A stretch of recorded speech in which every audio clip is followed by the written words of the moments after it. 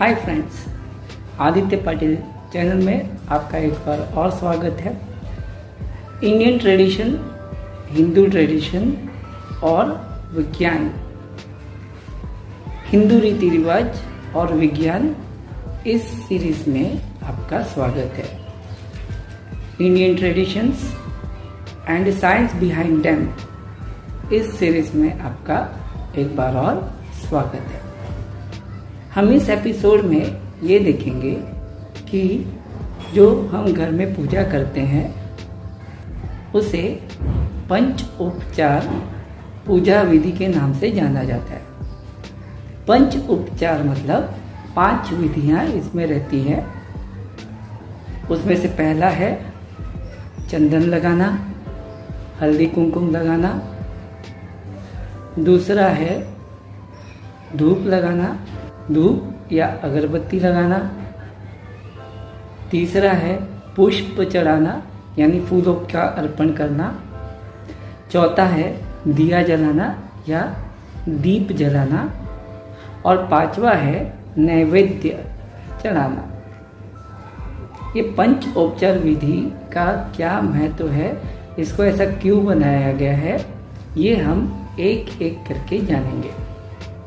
सबसे पहली विधि है कि हम भगवान को चंदन और हल्दी और कुमकुम चढ़ाते हैं। चंदन आप सबको मालूम है, ये शीतलता का प्रतीक है। हल्दी और चंदन शुभ और लाभ का प्रतीक है। हमारा दिन शीतलता से चालू हो, शुभ हो और लाभ हो, इसके लिए ये विधि बनाई गई है कि सबसे पहले हम चंदन, हल्दी और कुमकुम का उपयोग करते हैं। दूसरी विधि है धूप या अगरबत्ती जलाना। अब ये धूप या अगरबत्ती जलाने से क्या होता है? धूप या अगरबत्ती जो है ये एयर फ्रेशनर जैसा काम करता है। हम महंगे महंगे एयर फ्रेशनर्स खरीद के लाते हैं ताकि घर का जो गंदा स्मेल है या कोई भी स्मेल है वो निकल जाए, एयर फ्रेश रहे। तो इसका जो आविष्कार है हमारे पूर्वजों ने बहुत पहले कर चुके थे। इसके लिए सुवासिक अगरबत्ती या धूप का उपयोग करके एयर फ्रेश करने का ये तरीका था।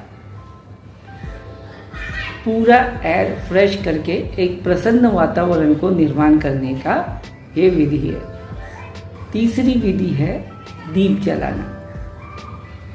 अब दीप जलाने से ये मतलब होता है कि अंधेरा हट के हम प्रकाश की ओर जाए।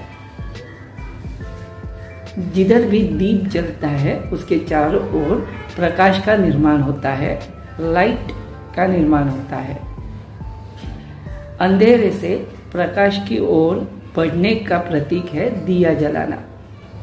हम बहुत सारे अंधेरे में रहते हैं, जैसे दुख का अंधेरा होगा किसी के जीवन में, निरक्षरता का अंधेरा रहता है किसी के जीवन में, और बहुत प्रकार के अलग अलग अंधेरे हमारे जीवन में है। इस अंधेरे को दूर करके प्रकाश की ओर लेके जाने का प्रतीक ये दिया जलाना होता है।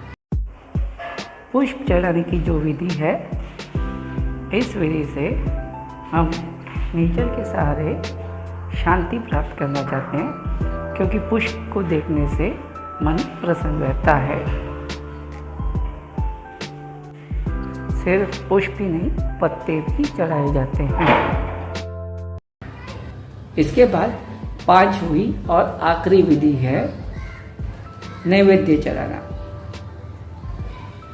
नैवेद्य एक मीठा पदार्थ होता है। नैवेद्य के तौर पे हम या तो मीठी चीज़ रखते हैं या तो फल आदि रखा जाता है। इसका कारण क्या है कि दिन की शुरुआत मीठी हो। अब हम वो नैवेद्य जो है भगवान के सामने अर्पण करके उसका ग्रहण एज अ प्रसाद हम खाते हैं। ये प्रसाद खाने से क्या होता है कि दिन की शुरुआत एक अच्छी चीज़ से होती है। ये प्रसाद खाने से ऐसा होता है कि हम दिन की शुरुआत एक मीठा चीज़ खाने से करते हैं। तो आज हमने इस वीडियो में पंचोपचार विधि के बारे में समझने की कोशिश की। सबसे पहले चंदन लगाना, दूसरा धूप या अगरबत्ती जलाना, तीसरा पुष्प चढ़ाना, चौथा दिया जलाना और पांचवा जो है नैवेद्य को अर्पण करना और प्रसाद को ग्रहण करना। ये पंचोपचार विधि से हमारे जीवन में एक पॉजिटिव एनर्जी का संचार होता है। भगवान का नाम लेने से ही हमारे जीवन में एक पॉजिटिव एनर्जी का संचार होने लगता है और उसको और अच्छे से हमारे जीवन में फ्लो लाने के लिए इस पंचोपचार विधि की स्थापना की गई है। ये पंचोपचार विधि हमारे शास्त्रों में लिखा गया है ताकि हम इस भीड़ भाड़ वाली जिंदगी में, इस फास्ट जिंदगी में हम इस पंचोपचार विधि का भी मदद लेके हम भगवान की कृपा पा सके, पॉजिटिव एनर्जी पा सके। हमने ये समझने के लिए बहुत गहरा अभ्यास किया।